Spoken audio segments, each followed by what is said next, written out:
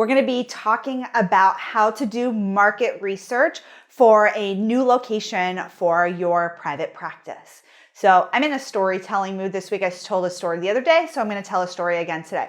So my sister, Kathy, works for a company called Raising Cane's, and they are constantly opening up new locations. They're actually getting ready to open up some locations where we're at, which is very exciting. I don't happen to eat chicken fingers, which is what they sell, but she'll be here for a period of time. I'm very excited about that. And so they're coming here. And I asked her, like, how do they determine, what markets to move into?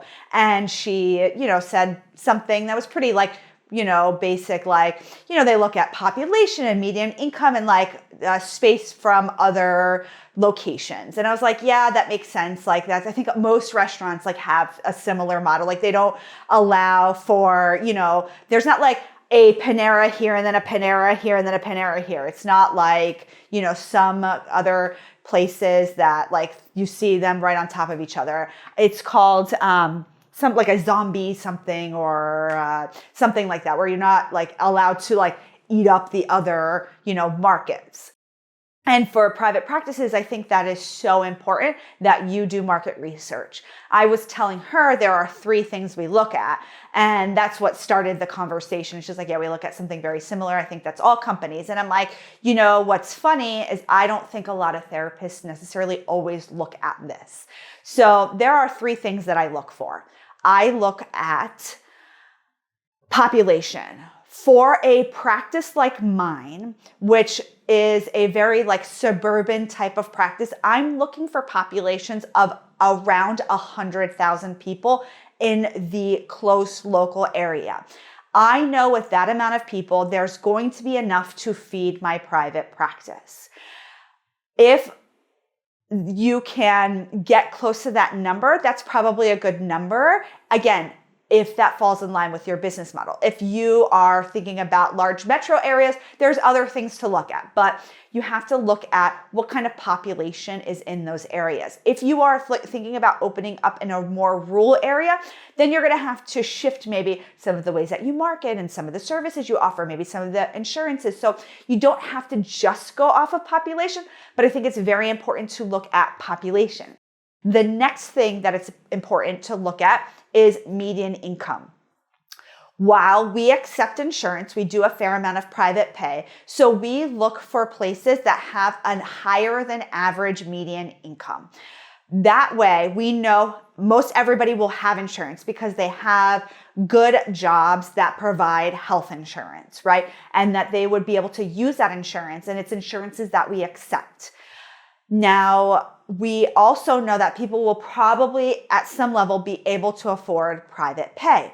And so by going into areas like that, then we're able to meet the demand in the area and meet our clients. If you maybe are looking at more rural areas, you may want to look into accepting Medicaid because a lot of people may be on Medicaid in those areas. You may want to look at other markers. Maybe how many cities are around. My aunt lives in a rural area, but there's a lot of cities around. So people I think are accustomed to traveling for care. So while that's a rural area, you can still establish a pretty good practice because people will travel at least 30 minutes to an hour to go for care because they're used to that. Then the third thing we look at is competition. I don't want to move into markets where there's a lot of competition. So I'm in South Florida. One area that has a ton of competition is Boca Raton.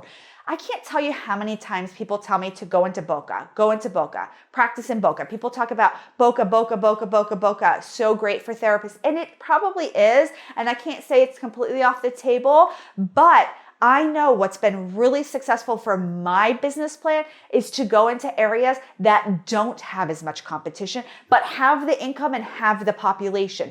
There are places where therapists, for whatever reason, just are not at yet.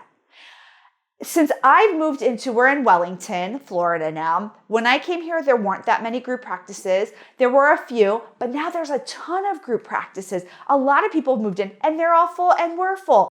That is great, fantastic. I'm happy for that. But we have been very successful in this market because we knew there weren't a lot of therapists and that there was a need. And so we met that. It was like, not a lot of therapists, demand. Bam, successful private practice.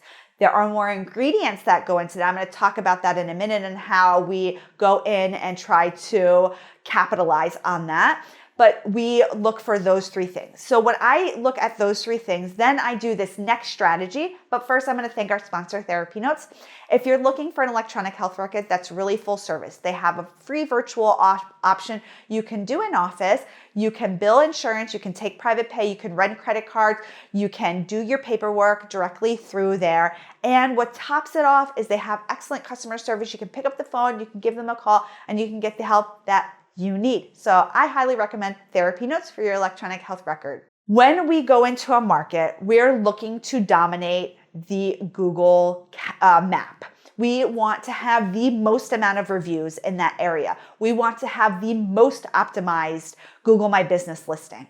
And so if you are going into an area, you want to see the number one person has 5 Google reviews, I'm going to get 6, right? Because if I get 6, then Google's going to say, yeah, this company is like a really good company. They get good reviews and we're going to show it to more people. And so again, we've talked about getting ethical reviews. Don't ask your clients, don't solicit. Get ones from colleagues, from friends, family that know the work that you do, right? Get them in an ethical way, but work on getting more reviews than the next person. And I guarantee that if you do those steps, your private practice will be successful. I'll see you soon, everybody. Bye.